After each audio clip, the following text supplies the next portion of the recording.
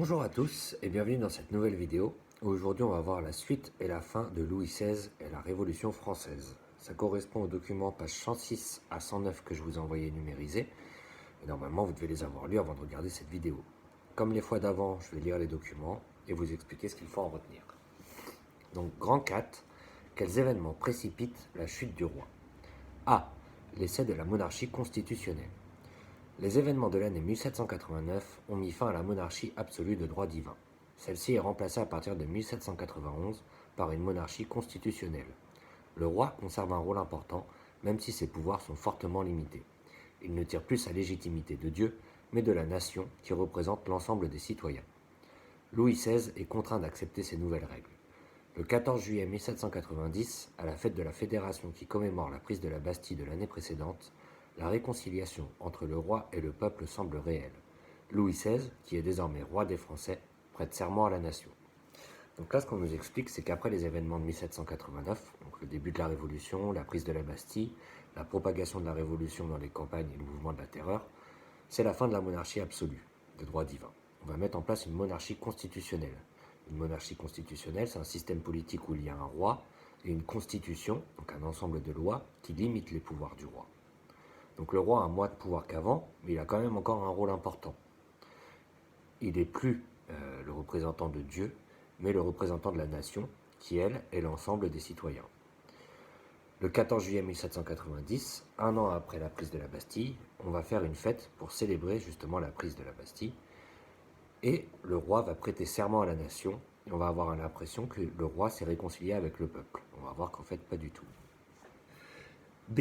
La fuite de la famille royale. Ce retour au calme ne dure pas. Louis XVI, qui n'accepte pas de voir son pouvoir limité, fuit Paris avec sa famille dans la nuit du 20 au 21 juin 1791.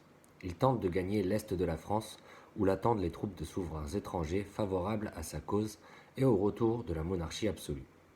Mais il est reconnu, puis arrêté à Varennes et ramené à Paris. Le peuple est choqué par cette tentative de fuite qu'il considère comme une trahison. La confiance entre le roi et la nation est rompue.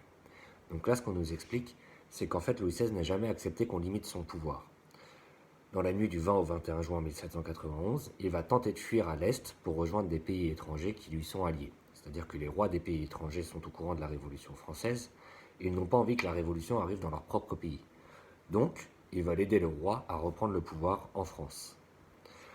Le problème, c'est que Louis XVI se fait reconnaître, il sera arrêté à Varennes et reconduit à Paris où il sera emprisonné.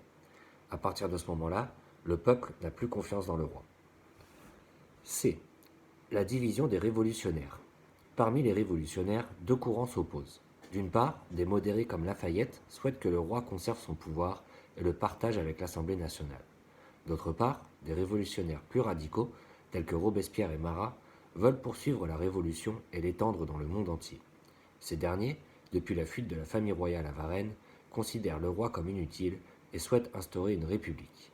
L'Assemblée suspend les pouvoirs du roi, les révolutionnaires radicaux ont gagné. Donc là, ce qu'on nous explique, c'est qu'à l'intérieur du mouvement des révolutionnaires, il y a des courants qui s'opposent. Il va y avoir un premier courant, qui est le courant modéré, où les personnes veulent une monarchie constitutionnelle, c'est-à-dire que le roi partage son pouvoir avec l'Assemblée nationale. Et il y a un autre courant, plus radical, où là, on se dit que depuis que le roi a tenté de fuir, le roi ne sert à rien. On veut poursuivre la révolution encore plus loin et qu'elle s'étende même dans les pays voisins, pour qu'il n'y ait plus de monarchie nulle part. L'Assemblée nationale va finir par donner raison aux révolutionnaires radicaux, et donc le roi va perdre tous ses pouvoirs. A. L'arrestation et la condamnation à mort du roi. Louis XVI, détenu au palais des Tuileries depuis sa tentative de fuite, est accusé de comploter avec l'ennemi étranger. Le 10 août 1792, il est arrêté après une violente émeute. Dès lors, la monarchie est tombée. La France n'a plus de roi. Le procès de Louis XVI s'ouvre en décembre. Il est condamné à être guillotiné en place publique en janvier 1793. Donc là, ce qu'on nous explique, c'est que depuis que le roi a été reconnu à Varennes, il est enfermé au palais des Tuileries. Et on l'accuse de comploter avec les pays voisins pour remettre en place la monarchie en France.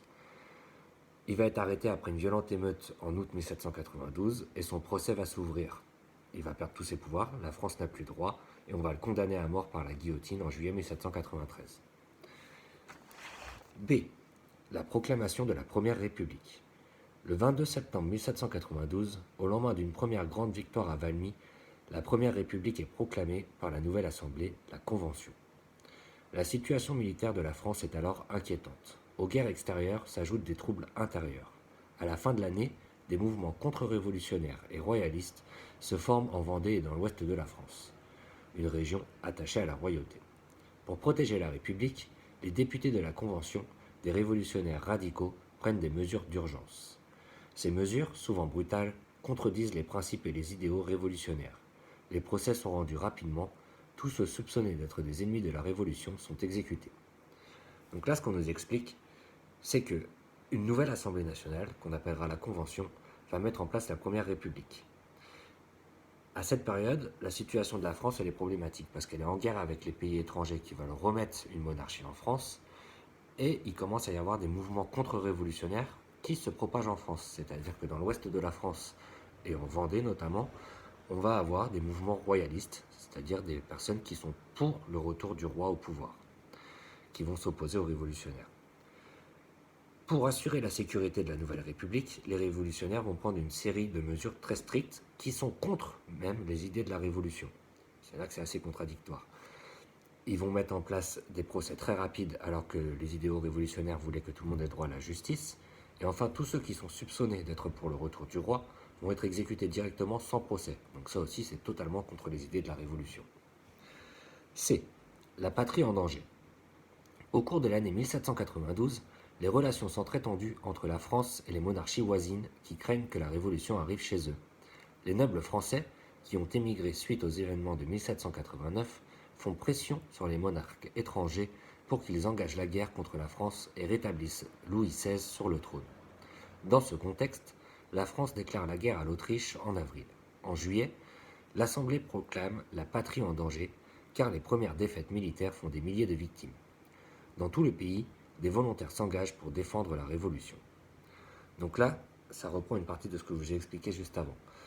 Suite aux événements de 1789, les nobles français qui ont eu peur pour leur pouvoir se sont enfuis à l'étranger. Ils n'ont pas arrêté de harceler les rois de ces pays étrangers pour qu'ils entrent en guerre contre la France afin de remettre Louis XVI au pouvoir. Dans ce contexte, justement, la France va déclarer la guerre à l'Autriche, qui est un allié du roi Louis XVI, et va connaître ses premières grandes défaites militaires.